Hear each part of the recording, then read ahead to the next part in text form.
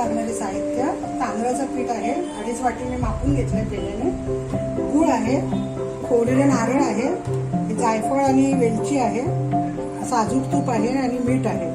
2.5 वाटी पाणी या पेल्यानेच मापून घेतलंय मी उकड काढण्यासाठी. त्याच्यामध्ये आपण थोडं मीठ टाकायचं चवीनुसार. उकड ठेवलं आहे, त्याच्यामध्ये मी 1 चमचा साजूक तूप टाकत आहे आणि पाण्याला उकळ आली की मग आपण पीठ टाकायचं, चमच्याने हलवून मंद आचेवर 5 मिनिटं ठेवायचं, गॅस बंद करायचं. बघा आता पाणी बॉईल झालेलं आहे.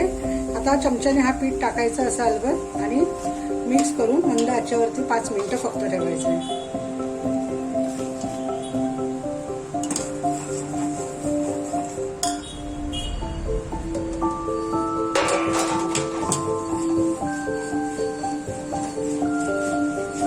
तुम्ही बघू शकताय, बघा हे चांगलं असं शिजलं ना की मंद आचेवरती 5 मिनिटं ठेवायचं, जास्त वेळ नाही. हे बघा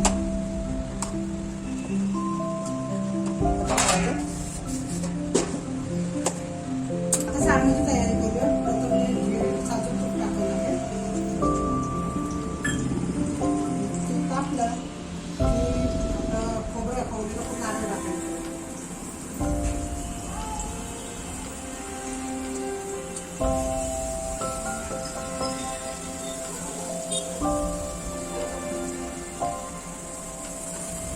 दोन वाट्या खोबरं असेल तर 2 वाट्या गूळ घ्यायचा. हे सारण आपल्याला पूर्ण कोरडं करायचं आहे आणि कोरडं झालं की मग त्याच्यामध्ये वेलची पावडर टाकायची, जायफळ किसून घालतो.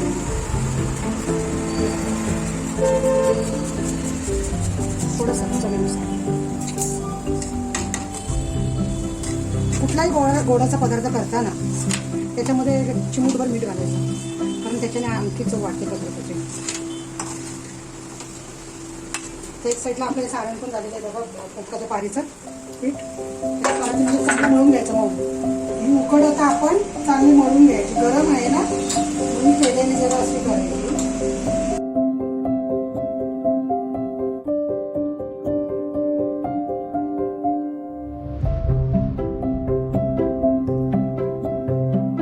उकड काढण्यासाठी मी पाणी ठेवत आहे, मोदक करण्यासाठी. त्याच्यावरती चाळण ठेवते.